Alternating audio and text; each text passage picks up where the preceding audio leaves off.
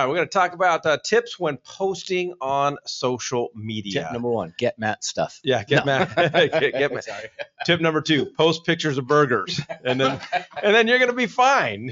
That's all you need. Okay, so what's up next? All right, so number 1, and it kind of goes to what we were just joking about, is it's really important, I think, when you are posting, just about anything on social media, but especially if it's real estate related, to include pictures whenever possible. We are, when it comes down to social media, the average social media consumer is like an 8-year-old. Okay, we act like 8-year-olds, we behave like 8-year-olds, we respond like 8-year-olds, and therefore what attracts an 8-year-old is going to attract the majority of us. And so pictures are something that I think is very important, because when people are scrolling, and especially on their mobile devices, people are scrolling through social media very, very quickly, and through their pages very, very quickly, and images will tend to have them stop. And that's why I think Instagram is as successful as it is, because Absolutely. it is images. That's pretty much what it is. You can't post on Instagram without having some sort of some image. So people tend to stop and look when there are images included in posts. However, I do need to say, though, when it comes down to pictures, if you're looking for stock images, do not copy and paste or download a picture from Google Images, because you're probably going to be violating someone's intellectual property rights, and you're going to get a nasty gram from an attorney, and these nasty grams are legit. So there are a lot of free sites out there that you can download stock images from. Just Google them. But also, I love posting articles. Because when you post an article, if you go to a news link and you copy and paste a news link, that Facebook or whatever, they're going to pull an image from that article, and that'll post in your feed. However, I wanted to say this because, and I know better, but I was on LinkedIn today, and our governor, he posted a fantastic article about real estate and how Arizona is the number 1 as far as people moving here.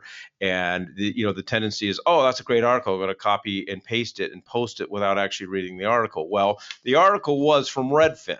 So you got to be very careful if you're going to post articles. You can't post articles from a competitor, because if you direct your followers to a competitor's website, there's a chance you're going to lose them. That's a huge point, Mike. You watch the source and make sure the source isn't coming from somebody that is one of our competitors in the marketplace.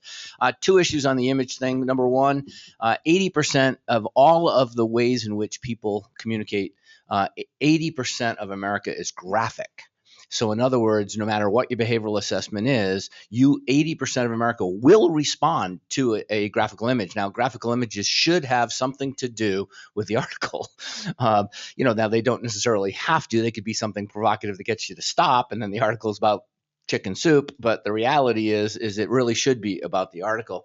And then to your point about the copyright, if you copy an article, or you forward an article or share an article from another source, and it's the originator of the article, then by sharing it, by putting it in an environment where they're allowing it to be shared, they're allowing you to use the image and the article. However, if you decide you want to rewrite the article into your own words, you can no longer use the image. You'd have to go out and get your own image. And again, to Mike's point. Yeah. Again, just to kind of reiterate what Mike said, reading the article before sharing is very, very, very important. I know that a lot of people get their information from headlines, and those headlines are written to get you to share them. So they want you to not read the article. They want you to just share it. That's why the article that was posted today was, the headline was what it was, because they buried into the article that Redfin was the writer of it, because they were hoping to get more marketing material from people who don't read before they share. This is one of the biggest issues that we have right now in social media, and bad information being passed from one person to another to another. Don't be a passer of bad information. Read the article, verify before you post it. And the number 1 thing that people say is, I don't know what to post. I don't know what I should be getting out to my clients or my consumers. What do you want to read? What do you like to look at? What images get you to stop? It's the same thing person to person. So you don't have to overthink it, but just read through it first, please. Well, in fairness, I developed and created a whole entire radio talk show career based on headlines only. So I just throw that out there. Okay, number 2, Be engaging. Just don't post information. The whole point of social media is to be engaging, to create engagement, to create dialogue. So for every post that you put up, especially if it's real estate related, you want to elicit engagement and conversation.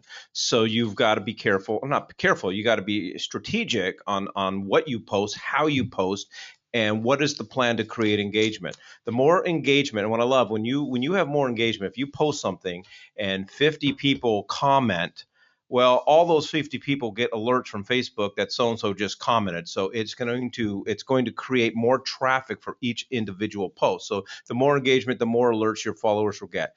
And my rule of thumb, and I'm not religious on it, but I try, to do it as much as possible. But I try to end every post with a question. So because that one question, because when the question's asked, you're now letting the reader of your social media post know that you're wanting engagement, and it's okay to comment and so forth. The more dialogue you have, the better. Well, yeah, when people start replying to or commenting on your posts, then obviously there's an element of engagement. For you not to comment back with them is a faux pas. You need to be able to re-engage those people. So they reply to you, even if it's a simple reply, not a emoji, but an actual thank you, or could you explain that more, or even sharing maybe a little bit more on that topic based on what they posted. So again, it's if you want to get the maximum amount out of your time and energy from a Facebook post or any post, any social media post, then you've got to engage everybody, and then you've got to also reply when they engage. Well, that leads to our third point, then follow up. If you're going to post something and 30 people or 20 people or 5 people comment on that post, you need to go through and like every single one of those comments. And you need to comment back, and you need to continue the dialogue. However, though, we do live in a climate where there's a lot of offensive things posted and or hate speech posted, whatever the case is. First of all, you shouldn't be doing it yourself. Right. But sometimes you can't control what one of your followers does. So if somebody does post and comment on one of your social media posts and you consider it offensive or hatred or something that's just not appropriate, you can remove that post. Mm-hmm. And not only don't engage that post, just flat out remove it. It's better to remove it than to reply and get going in a whole heated, discussion. It's just better for that thing to disappear. Yeah. Well, really quick, I just going back to the be engaging, and as Mike touched on, and Todd and Dwayne has leaned in, so he might be going to chime in, which his insights can be better than mine. But again, being engaging is being specific of who you're trying to target with these posts. A lot of us have personal Facebook pages, and we also have business pages. Well, with the new guidelines, all of our pages need to be monitored and made sure that we're not going to overstep with the new NAR ethics requirements when it comes to what we're posting. But again, be engaging, be fun, be happy. Nobody wants to read some derogatory negative thing. People don't like interacting with negativity. Like they like interacting with burgers and puppies and children and fun things that you're doing, posting about an awesome listing that you just took or just walked through. Being happy that way, that's being engaging. Mm-hmm. It's not the negativity or the attacking. And as Mike said, just shut it down. If you have a post where people start to argue back and forth, remove the comments or delete the post and just move on with your day. It shouldn't be taking over your page, especially when it comes to engaging in negativity and toxicness on social media. Yeah, and even on entertaining posts. We had one of our agents, he posted something over the weekend. It's one of our broker's husbands, but we won't call him out by name, but it was great. It was a picture of all the old Hostess fruit pies. Yeah. Right. And it was like, okay, which one was your favorite? Yep. It's not enough just to post the picture.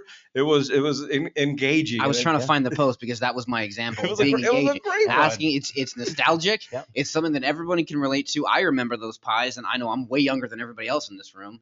Ding. But it got people talking about it, and then it gave him the ability to ask specific questions, engages, and that post kept hitting my page, and that's the thing to look for. When people are engaging in the posts, they're going to continue to serve them to more and more eyeballs because Facebook wants those types of things to be given out more. So his post was on my feed all weekend.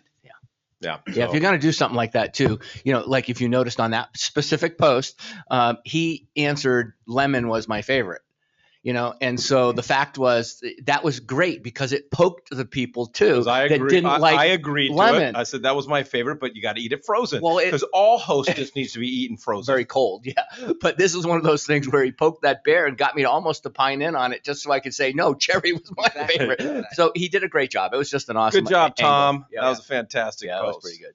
And here we are talking about it on Monday morning, right? Yeah, Look exactly. how many people are listening to Yeah. that, Yeah. And- Talk about and- reach. Yeah, exactly. And it's going out. You can bet that other people are talking about it at their Monday morning coffee too. So Yeah, so now the rest of the week he's going to be posting pictures of Hostess stuff. So don't get too carried away, Tom. All right, let's jump into a few Well, announcements. before we jump over, I just want to Oh my highlight, gosh, because Nick. we're talking social media, Keith Flynn, and I'm sure it's going to pop up, does a really great class when it talks about posting. He's going to have Dean Becker on here pretty soon, and they're going to do a webinar on advertising guidelines and what to post. So Oh, nice. I apologize, Mikey. I'll go back to my producer hat for the rest Yeah, of the day. I appreciate that.